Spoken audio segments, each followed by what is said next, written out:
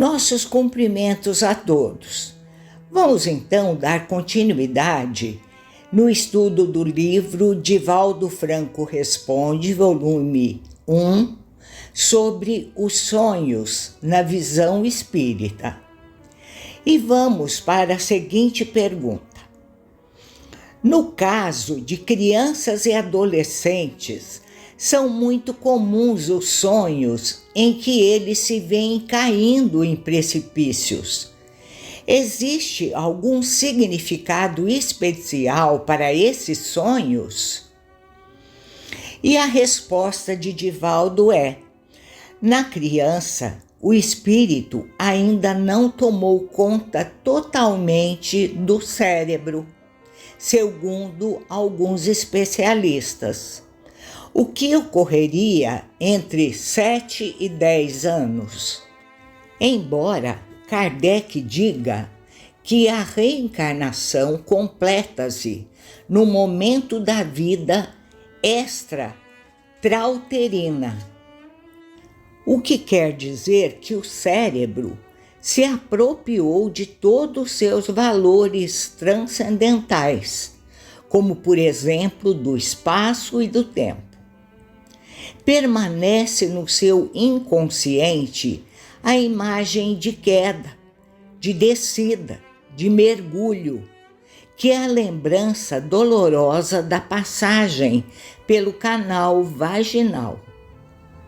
Nos adolescentes já são as primeiras reminiscências de acontecimentos anteriores, em que a culpa ainda não se manifestou, assim como a responsabilidade e o arrependimento ainda não se conscientizaram.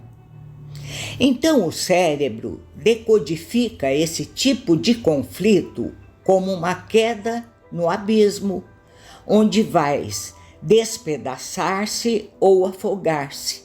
É o caso de nós nos reprogramarmos o sonho, caso ele seja repetitivo. Lembrando que, há 15 dias atrás, falamos sobre essa reprogramação dos sonhos, que seria, ao despertar-se assustado, bem no momento máximo do acontecimento onírico durante o sono, a pessoa refaz o sonho e programa um final feliz. Volta a dormir e as últimas impressões transmitidas ao subconsciente fazem que o sonho se repita sem o impacto infeliz de antes. É certo que isso não se dará no primeiro tentativa, no primeiro tentame. Necessita de muita insistência. E assim vamos encharcando o inconsciente com a proposta nova. E no futuro sonho, aquela imagem anterior, substituída, permitirá que o concluamos de maneira alegre, ditosa. Foi-lhe perguntado também quando o adulto sonha que está caindo. Significam invariavelmente conflitos de culpa de uma pessoa que tem necessidade de libertar-se. Em razão disso, surgem esses tipos de pesadelos terríveis, especialmente de quedas, ou quando, ao contrário, as sensações de liberdade e de paz interior, sonha-se que está voando em verdadeiro desdobramento espiritual. Teria ligação os sonhos com a obsessão? Pode haver uma interferência no campo obsessivo? Nos responde Divaldo.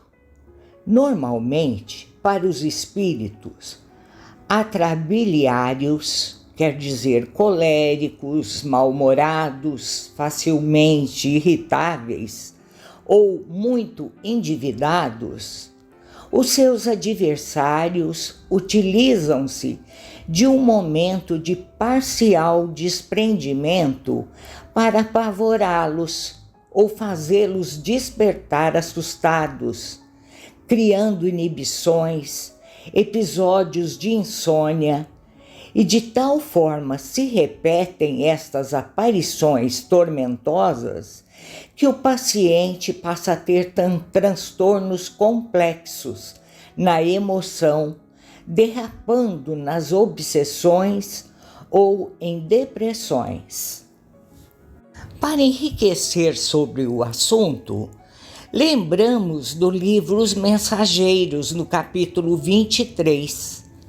Neste capítulo, André Luiz tem a oportunidade de examinar uma das pessoas que dorme em pavilhão do posto de socorro, já desencarnada. E Aniceto, o instrutor espiritual, explica a situação desses irmãos que dormem nesses pavilhões de socorro. E diz: quem dorme em desequilíbrio entrega-se a pesadelos. Todos esses irmãos desventurados que nos cercam, aparentemente mortos, são presas de terríveis visões íntimas. E André Luiz pergunta se existe alguém no mundo espiritual que esteja em bom sono. Aniceto diz, sem dúvida, temos na esfera de nossas atividades os que repousam períodos curtos, quais trabalhadores retos que esperam o repouso noturno, a tranquilidade dos que sabem trabalhar e descansar, de consciência aliviada. André, usando o melhoramento da visão que obteve em nosso lar, analisa uma irmã adormecida e nos diz que ela matou o próprio marido, que a tinha abandonado por outra. O crime não foi descoberto pela justiça dos homens, mas ela não consegue escapar da própria consciência. Aniceto então comenta a situação desses irmãos adormecidos. Conforme observaram de perto, sabem agora que cada um dos que aqui dormem, sono atormentado, vivem estranhos pesadelos, de que não podem isentar-se de um instante para outro. Não precisamos comentar qualquer episódio dessas existências vividas em oposição à vontade divina. Basta lembrar sempre que a dívida, em toda parte, anda com os devedores. Palavras sábias deste mentor, do qual não conseguimos fugir de nossos débitos, pois os levamos conosco. E perguntamos: uma noite de sonho perturbado atrapalha a vida cotidiana?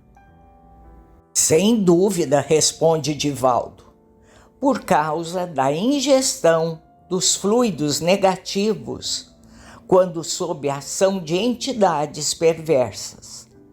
Nesses transtornos, ocorre também abalo psicológico e o indivíduo perde a consciência, que fica dominada por imagens afligentes que durante o dia levam-no a estados deploráveis de conduta.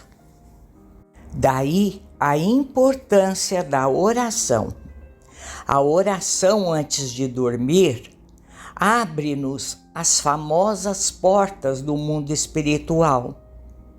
É comum as pessoas irem deitar-se e ligarem a televisão, o celular, assistindo películas de violência ou então noticiários deprimentes.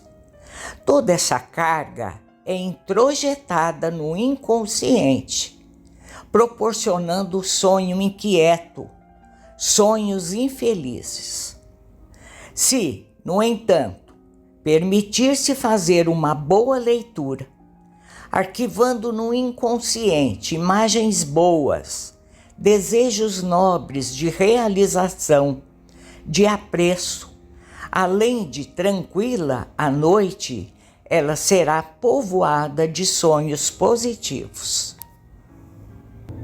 Podemos concluir, então, que a preparação para o sono é fundamental no processo de transição, tanto quanto o bom despertar, porque para que haja o repouso dos neurônios cerebrais e possam continuar as neurocomunicações tranquilas, é necessário que haja na mente excitações que provoquem aceleração e produção de neuropeptídeos, que tem a seguinte função de regularização do humor, das emoções, do estresse, entre outros, que podem descarregar no organismo efeitos colaterais, que seriam transtornos de humor, sentimentos de culpa, inquietação, mal-estar. Uma boa preparação pode provocar o bem-estar, a euforia, o despertar saudável, a alegria de viver. E sobre sonhos premonitórios, eles existem? Sem dúvida nenhuma, diz Divaldo. Basta que nos recordemos do sonho que teve Zacarias com sua mulher Isabel, que era infértil, quando o anjo veio dizer-lhe que ela seria mãe, assim como tantos outros pequenos e grandes vultos da história da humanidade.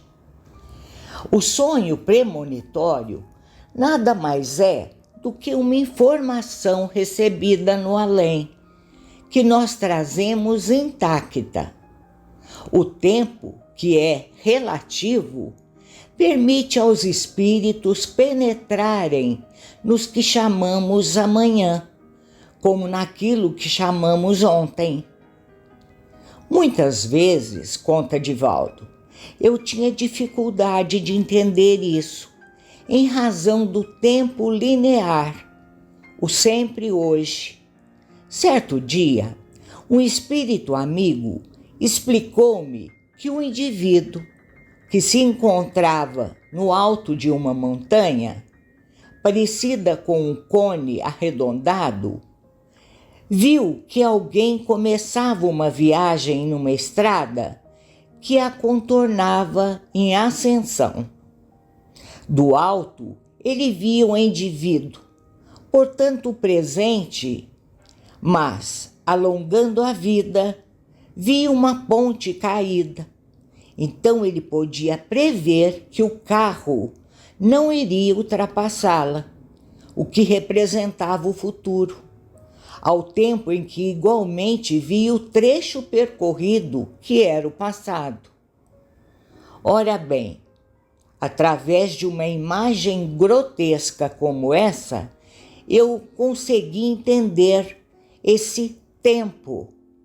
O tempo tem outra dimensão de acordo com o nível de evolução do ser espiritual ou do ser planetário, conforme o seu movimento de rotação e translação à volta do Sol ou de outro astro.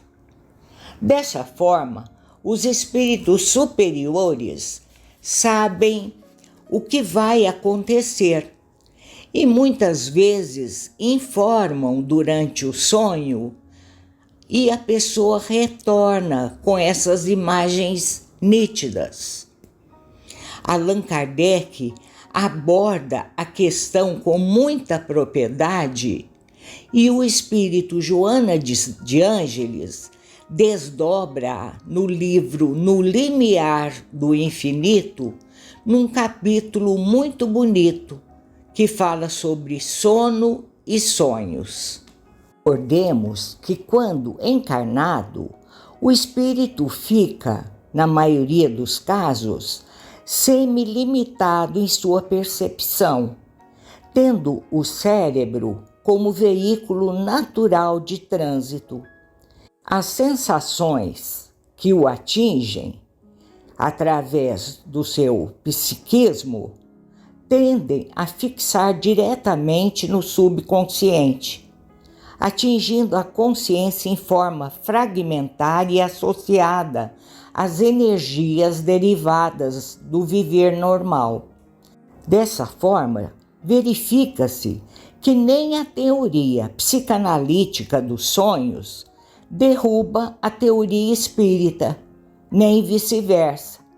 Contrariamente, elas se unem e se completam para deslindar os enigmas que eles apresentam. Recordemos, além do mais, de que não se liberta o espírito durante o sono das ideias que cultiva habitualmente e será sempre atraído para ambientes espirituais com os quais se identifica, sofrendo-lhes as influências naturais.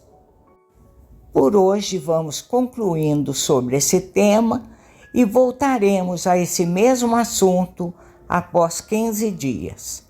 Muito obrigada e uma ótima semana a todos. Muita paz.